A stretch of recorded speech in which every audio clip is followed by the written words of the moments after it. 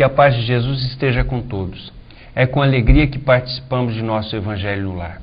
O culto é realizado semanalmente, em dia e hora determinados, para facilitar a participação de nossos mentores espirituais.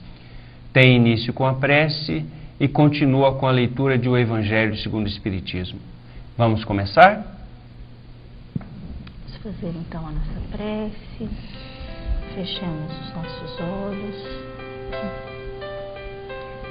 Busquemos a Jesus nesse instante, percebendo-lhe a presença amiga em nosso lar, a presença dos nossos anjos da guarda, dos espíritos do bem que velam, cuidam de cada um de nós. Senhor Jesus, nós nos alegramos por aqui nos encontrarmos reunidos em Teu nome, a fim de estudarmos o Teu Evangelho, Senhor.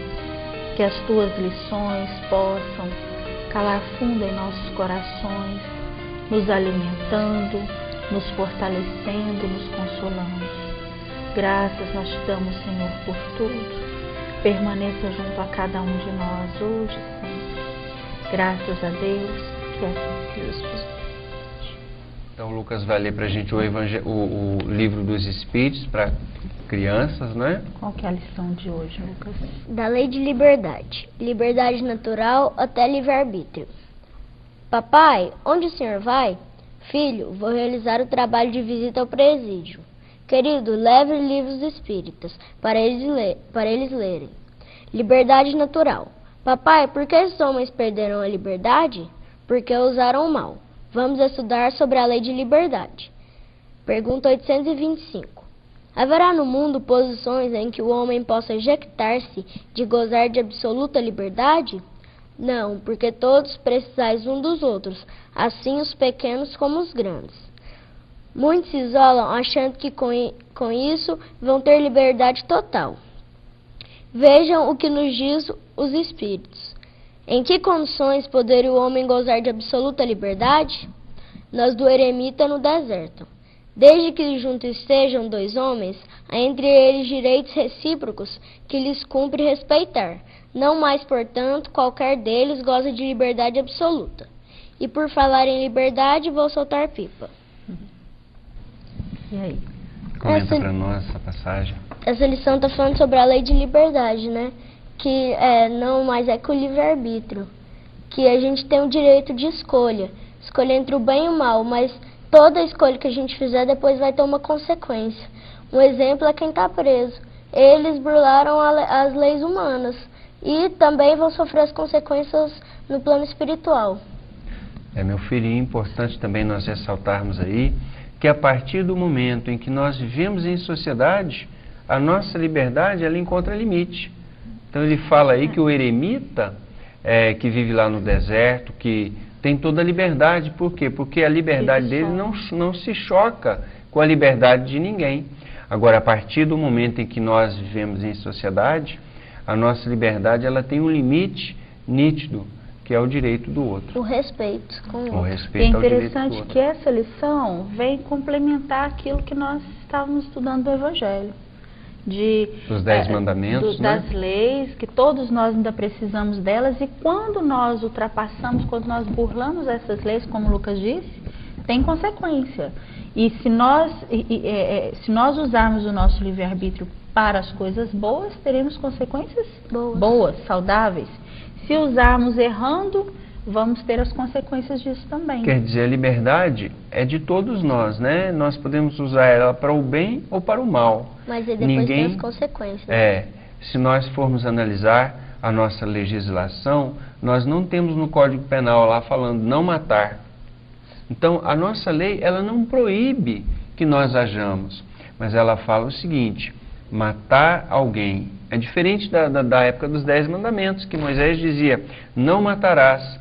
Mas hoje em dia, com a ampla liberdade que nós já conquistamos, a nossa legislação diz o seguinte: matar alguém, tudo bem, você pode exercitar o livre-arbítrio, mas se matar, a pena, tem uma pena de tanto a tanto tempo. Nós temos entendimento para saber que isso vai acontecer, né? A gente vai ter uma consequência. Exatamente, ele fala lá o que é a conduta e se nós agirmos, nós vamos ser penalizados. Bem, agora você faz a leitura para nós, né? Fonte Viva. Fonte Viva. Então, do livro Fonte Viva, de Francisco Cândido Xavier, pelo Espírito Emmanuel. Além dos outros, não fazem os publicanos também o mesmo? Jesus, Mateus, capítulo 5, versículo 46. Trabalhar no horário comum, irrepreensivelmente, cuidar dos deveres domésticos, satisfazer exigências legais e exercitar a correção de proceder, fazendo bastante na esfera das obrigações inadiáveis, são tarefas peculiares a crentes e descrentes na senda diária. Jesus, contudo, espera algo mais do discípulo. Correspondes aos impositivos do trabalho diuturno, criando coragem, alegria e estímulo em derredor de ti? Sabes improvisar o bem onde outras pessoas se mostraram infrutíferas? Aproveitas com êxito o material que outrem desprezou por imprestável? Aguardas com paciência onde outros desesperaram? Na posição de crente, conservas o espírito de serviço, onde o descrente congelou o espírito de ação? Partilhas a alegria de teus amigos, sem inveja e sem ciúme, e participas do sofrimento de teus adversários, sem falsa superioridade e sem alarde? Que dás de ti mesmo no ministério da caridade? Garantir o continuismo da espécie, revelar utilidade geral e adaptar-se aos movimentos da vida, são característicos dos próprios irracionais. O homem vulgar, de muitos milênios para cá, vem comendo e bebendo, dormindo e agindo sem diferenças fundamentais na ordem coletiva. De 20 séculos a esta parte, todavia, abençoada luz resplandece na terra, com os ensinamentos do Cristo, convidando-nos a escalar os cimos da espiritualidade superior. Nem todos a percebem ainda, não obstante envolver a todos, mas para quantos se felicitam em suas bênçãos extraordinárias, surge o desafio do Mestre, indagando sobre o que de extraordinário estamos fazendo. Leitura para nossa reflexão. Veio complementar a leitura dos 10 mandamentos e da lei da liberdade. Então nós vamos pedir para o Lucas, para que ele faça a prece de encerramento para nós, lembrando de pedir a fluidificação das águas.